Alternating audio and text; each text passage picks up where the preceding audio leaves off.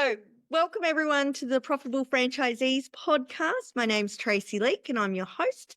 This is the podcast where we bring powerful stories and strategies to help you to be a more profitable franchisee. And I'm super excited. Yes, we're coming from a different recording platform today because Cindy and I just had some technical issues. Nobody knows why it was happening. So if you're watching this in video format, it looks a little different to our normal podcast, but it's working. So we're happy with that. I wanted to welcome Cindy today to the podcast from Mind Garage. And Cindy's a transformational coach. So what does that actually mean?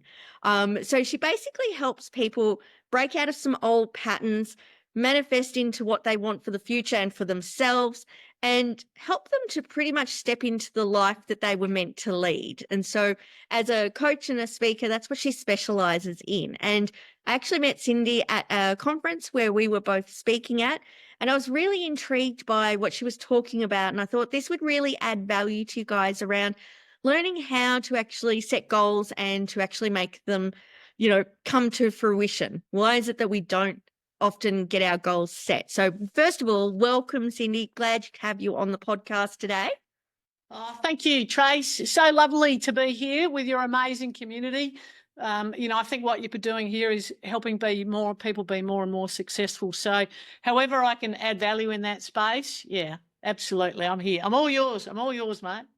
Well, on that note, we're going to just jump in with a pretty big question, but I think it's a good place to start. And that's the topic that we're talking about today is, why is goal setting keeping us stuck? What are we doing wrong? Yeah, it's a great question. And I think, for the people that actually watch this and for people that are listening to it, the best way you can approach this, because you're probably going to hear some different things.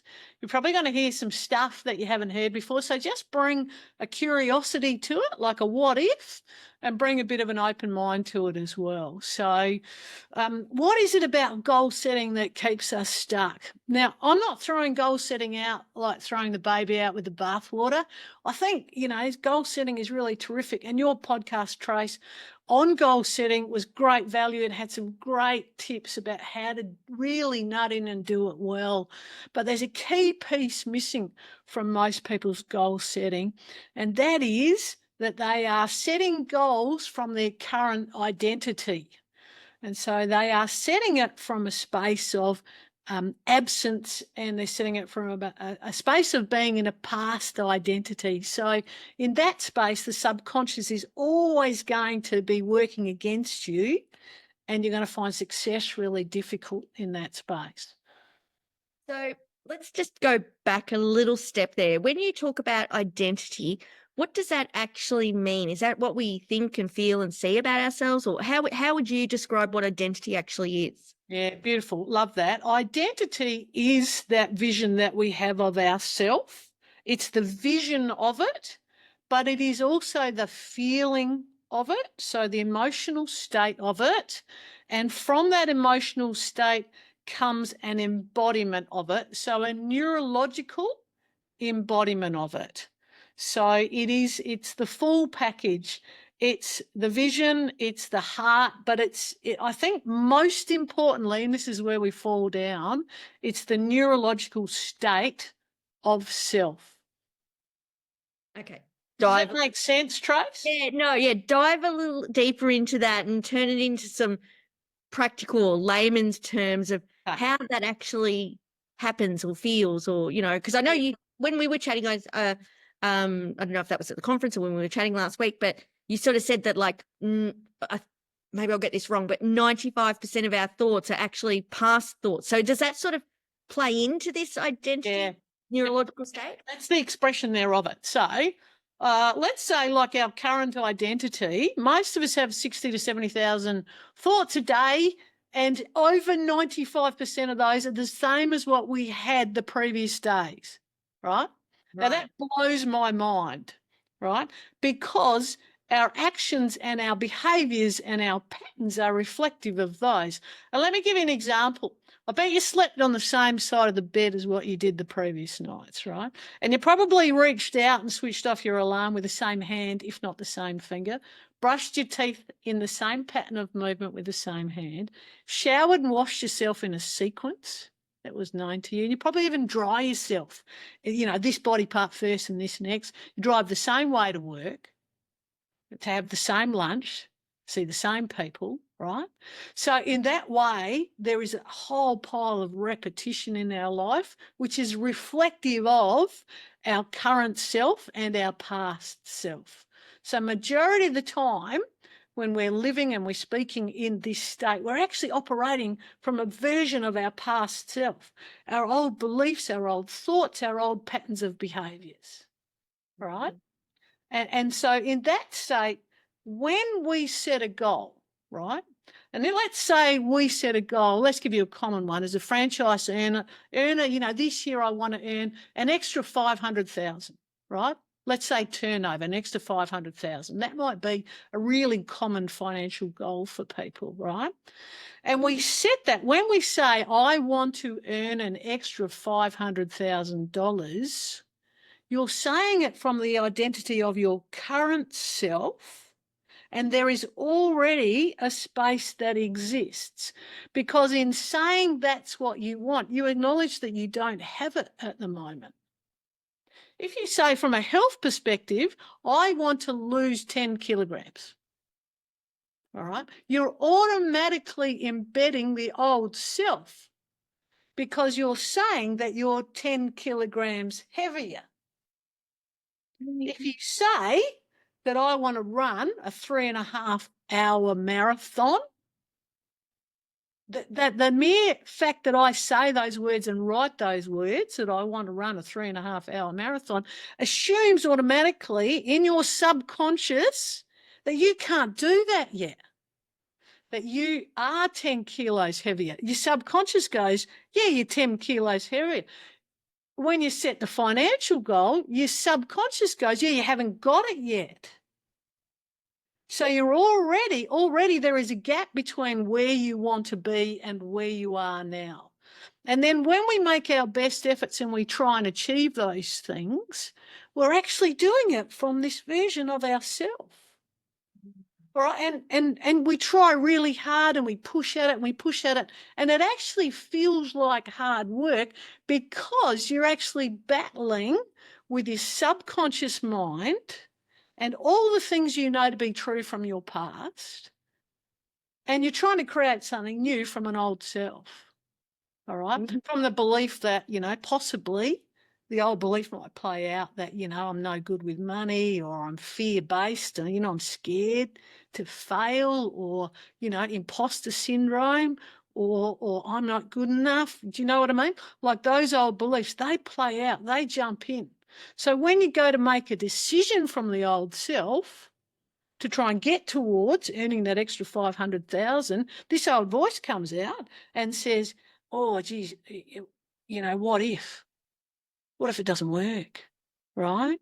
Mm-hmm. Here's the scarcity mindset. Let me throw that at you. Look at your bank account. You've only got that amount in. How could you possibly do that? And the mental churn is the neurological system playing out in you. You're trying to achieve something new from an old self, an old identity, this current identity that you're stepping in, all right? And that's where goal setting doesn't work. Yeah. Does that clarify for you, Trace? Yeah, absolutely. So that's all happening, and when it's happening in the subconscious, we're not really, if we're not paying attention to it, we're not in control of that. That's happening behind the scenes. Is that right? That's it. It's playing out all the time.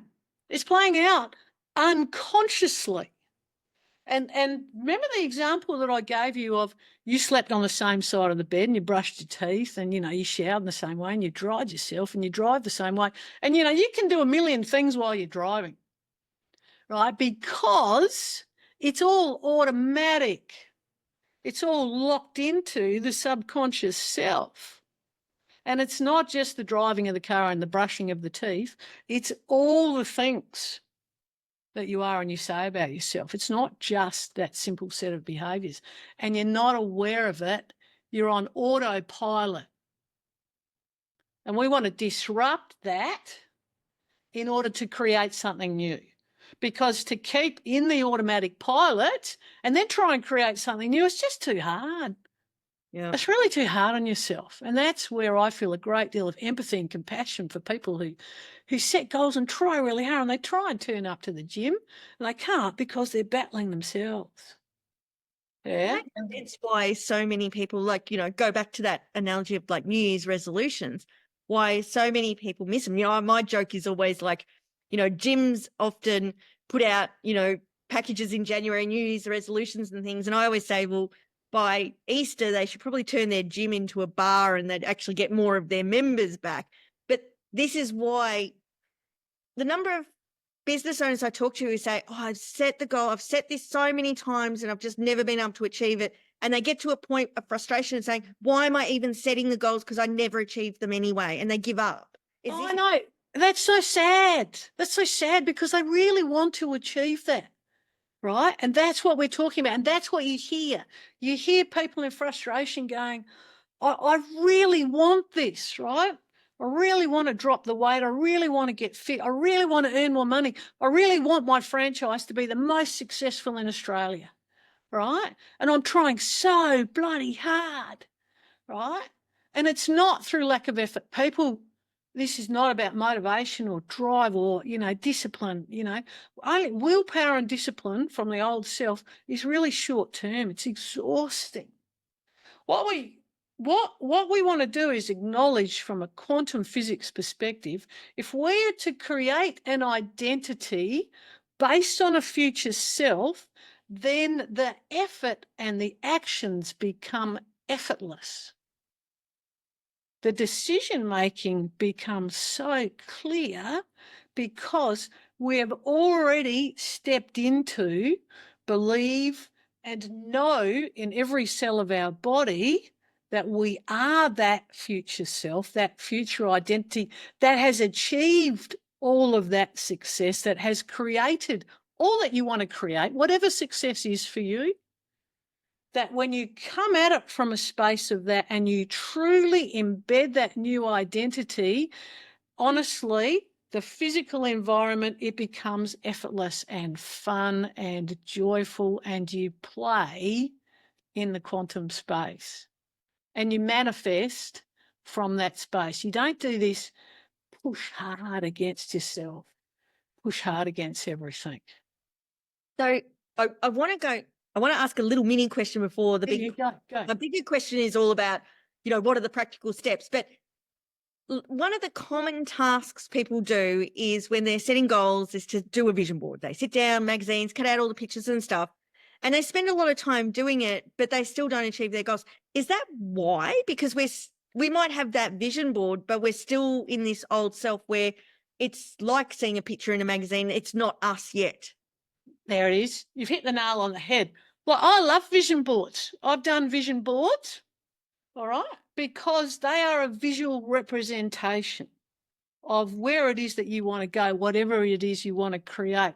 But the missing piece with it is you actually have to put yourself into that space and be able to clearly feel and see and embody who that person is that creates that. So the identity for, I don't know whether you've got, a new home or, your business is doing this and your bank account looks like this, right? Those are all outward, physical, external things.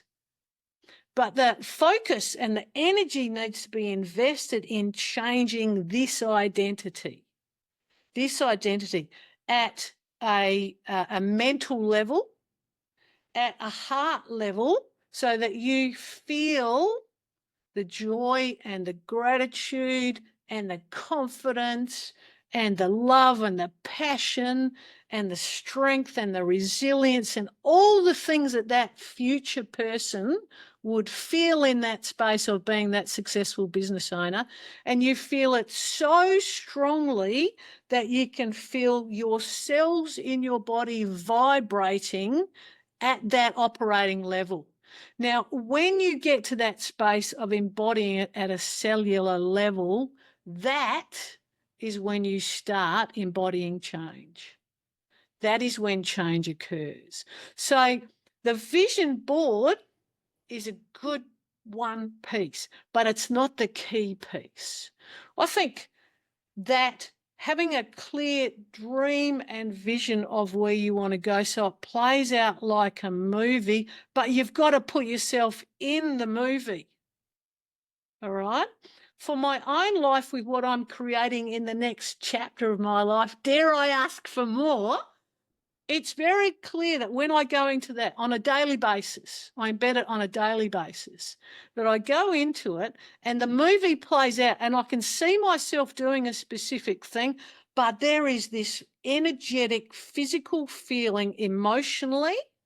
I feel the joy and the gratitude. Oh my God, I'm so blessed to be in this life that I'm in. And I'm so happy, and the abundance is like, I'm so grateful for it. But I can feel it physically when you get to that state of owning the identity. That's when everything else becomes effortless. So the vision board is just the starting point. All right. And I know this is a bit more visualization rather than a vision board, but I remember a story, and it was of a figure skater who got a perfect 10 at the Olympics or somewhere. And I don't remember who it is. I just remember the story. And I remember afterwards they talked about that a reporter said to them, you know, how did you do that? They were the first person on the ice that morning. They'd only done their warm up. They had not done that routine yet. They said, how did you come out? And that was the first time you did the routine that day and got a perfect 10. And the skater said, that wasn't the first time I did that routine. I'd already done it 100 times. So what I take from that of learning from like an athlete who does it, like when they were doing the visualization, you know, sitting, visualizing it, they weren't physically doing it, but they were visualizing themselves doing it rather than it being someone else as the actor in that movie. They were the actor. Is that kind of what we're talking about? But you said they weren't physically doing it, but they were. Right. Right? So every nerve cell in their body, every neuron in their mind, every cell in their body, and we know this from Bruce Lipton's work at Stanford University and, you know, various other people's work, that every cell is capable of emoting. Right? That blows my mind. Right? I can cognitively understand that, but like to try and like really swallow that, that's a big pill. But they are actually physically doing it inside their body at that time. And Michael Phelps, as a professional athlete, was a master of manifesting the race before he even got in the pool. He'd swum it. Now, she says 100 times. I'm going to say it's probably 100,000 times. That she had been there so often and she knew physically what it felt like. Right? And we know from various studies and data and research, this is science, and I love science because it's not like religion and politics. There's no grey, right? We've got evidence of this, right? We've got evidence of how it works in the body. In that, if an athlete is to mentally rehearse, or anybody is to not just mentally rehearse, but rehearse the emotional and the physical state of being there, that the nervous system, the neurological system replicates that to a T. So it's the same thing, professional athlete, a professional musician playing a piece, a business person, you know, in a child at a swimming carnival doing, or someone doing homework, right? Whatever it is you want to create, if you rehearse it and embody that rehearsal, then the creation of it is just a consequence of all the work that you're already there. You've already won the race. You've already swum it 10,000 times. The win is inevitable. Yeah. And what happens from a science perspective, in a quantum perspective, is in your external environment will open up opportunities, and your gratitude will be the magnet that brings those things to you. So it's like we've turned off that autopilot switch of that past self, and by doing this visualization, we're actually putting ourselves into our future self. Is that right? Am I getting it? You're getting it. You're getting it. We are consciously creating our life. Hey, We're So not on autopilot. We are consciously going, right, where do I want to go? What's my North Star? Who do I need to be in that space? I am going to rehearse the buggery out of that and go towards that. I am actively creating my life. I'm actively creating my business, my relationships, my finances, and I'm already there, right? I'm bringing that future self now into this space today. So I'm living in that future self, the person that's won the gold medal, that's got the successful business. I am that person today. And the rest is just catching up to me. The world's just catching up to me. The physical environment is just catching up to me. I love that this is messing with your head, Trace. so I'm a real how person, my best friend gives me a hard time all the time. She's like, you like steps, you like hows, you like processes. And I'm like, I'm absolutely it. So I'm getting all of this and I love listening to it and hearing it, but how do I use it? What can I do? That's me. What can I do, on a daily or weekly, monthly or once off basis? What can I do to actually help me when I set a goal to actually achieve it? Are there steps or systems or processes, things we can do to make it happen? Yeah, everyone loves the how, right? And that will be the biggest thing. Like, tell me how to do it, Cindy. Tell me how to do it. Right. First thing, and we're recording this. This is fantastic. First thing is set the dream, right? Like just sort of, think about like, wow, what could I create, right? And that's that childlike imagination of just kind of going, oh, wow, I could have 3 franchises, or I could have 5 franchises, or I could be Australia's leading franchise person in New South Wales, right? Like set the dream, right? And set it, and you can, I would target one area of your life first, just when you're playing around in this space, just makes it a little bit easier, right? Now, when you set that dream, I want you to also set the dream and the image and the identity of who you would need to be if you owned that award-winning business, right? All right. So what would that person have, believe, see, and do as that award-winning business, right? They would be confident, they would be knowledgeable, they would be skilled, they would be a visionary. Can you see what I'm doing? Mm-hmm. Right? So that's the first thing. Let's get really clear about what the picture is, right? And I've given you a couple of meditations for this, right? For your guys free of charge. And then on a daily basis, you revisit that dream through a visual meditation in a relaxed state, because we want to embed that in our subconscious. Right. So we want to not only see it and go, look at me walking into the doors of this incredible business that I own, and see us with our award up there, and see us with the people that we've sponsored, see me with my team of 12 people and they're amazing. Right. Walk in it, but feel how that feels to already have done it. So you embody the emotion of having already achieved it. Right. So the dream, set that. That would be the first thing, all right? Practice it on a daily basis. Just embed it, right? Embed it, right? And in the embedding of it, there will be daily actions, just little scary steps that you take that come from that future self, okay? So when I'm making a decision today, I'm stepping out into that award-winning franchise owner and going, what would they say about that? Oh, they'd say this, no doubt. There's no grey. There it is. There's the action. All right, if I'm going to do that, then if I'm going to be Australia's best this, I need to do that today. Right, no grey. Off I go. Because I'm going out there. I'm here at this future self, right? That would be the action they need to take, right? Now, there's a third bit to it. Notice when the old self rears its ugly head, right? Right? So the old self, the old belief, the old thoughts, they'll come up. Of course they will. because you've been doing this for 30 years. You've ingrained it into your nervous system that you're not good enough, you're not good enough, you're not good enough. You know, you're an imposter. Who are you to say this, right?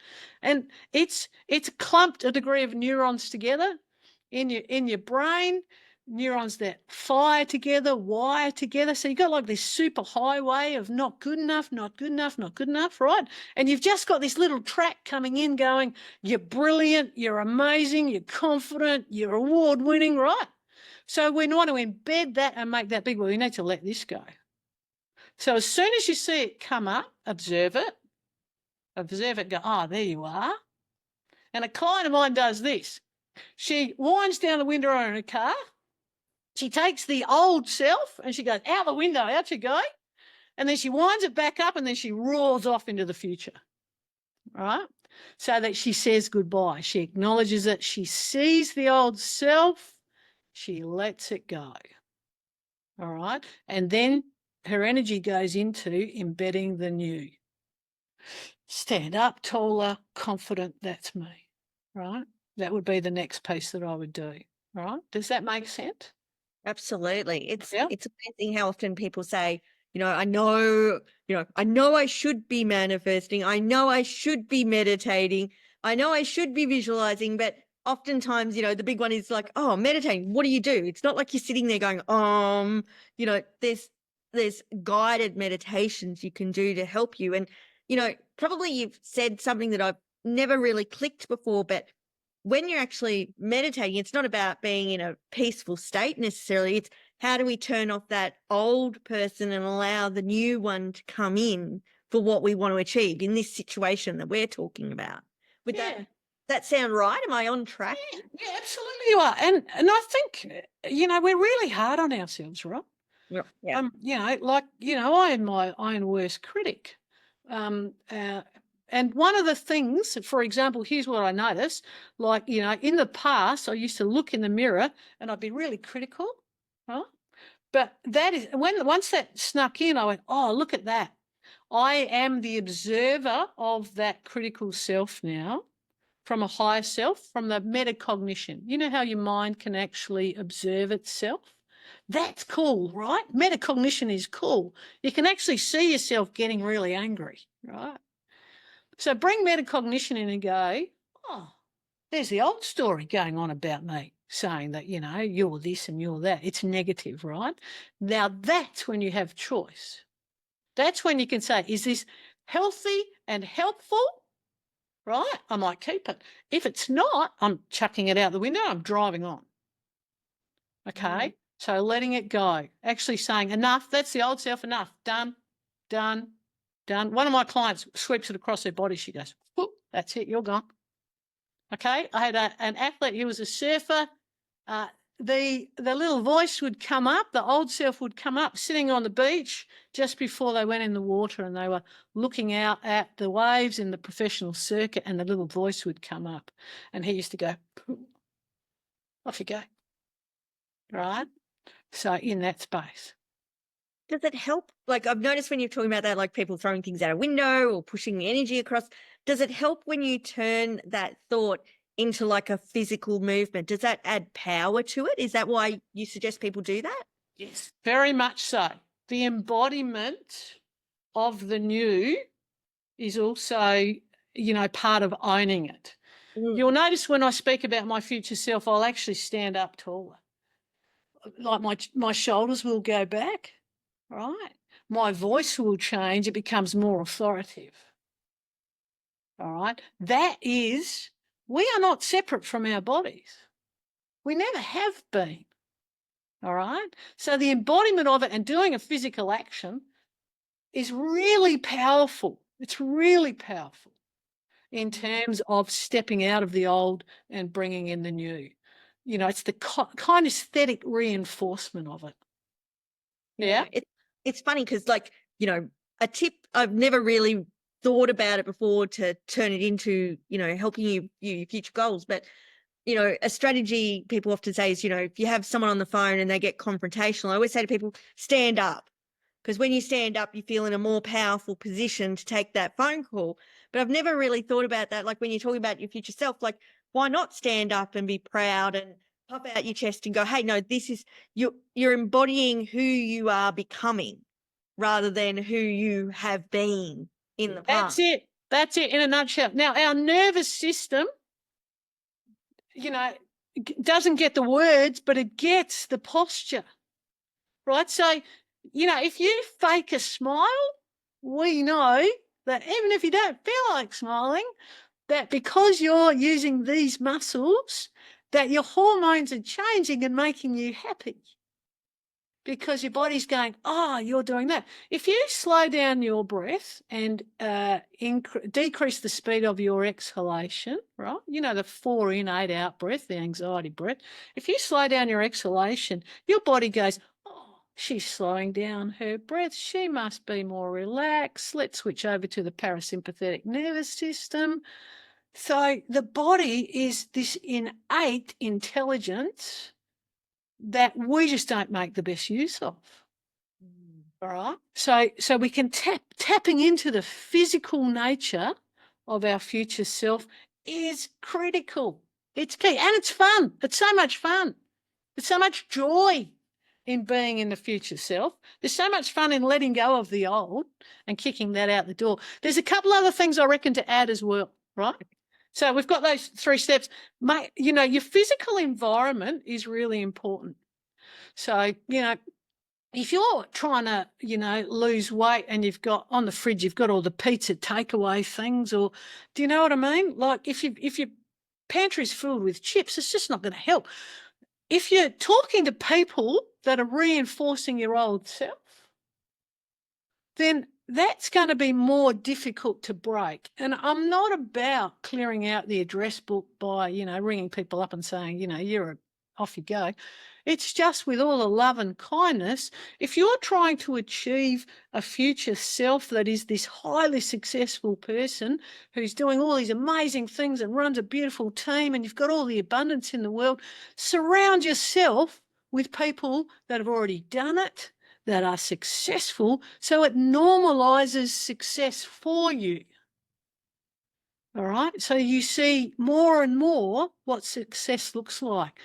The self-sabotage is real when you don't really embed the future self, but surrounding yourself and having your physical environment, reading and learning and listening and having role models and being part of podcasts and being surrounded by a community that really supports you and says, yeah, go for it. Yeah, go for it. Yeah, go for it. That's what you want in your physical environment. Yeah. We could probably talk for hours, but we need. Good. I'm so excited. I'm sure that, you know, everybody's like, you know, we'll keep it to this. You mentioned it and you had sent me through a couple of free tools. Are you more than happy for me to pop those in the show notes for people to use and share? And so make sure that if you see this on social media or on any platform that you're watching the podcast on, make sure you send out a thank you to Cindy for helping us today and for providing those resources for us. I'll also put all the links. So if you want to contact Cindy or have more work, or if you want to hire her to come and speak at an event, all of her details will be in the show notes so you can link through to them.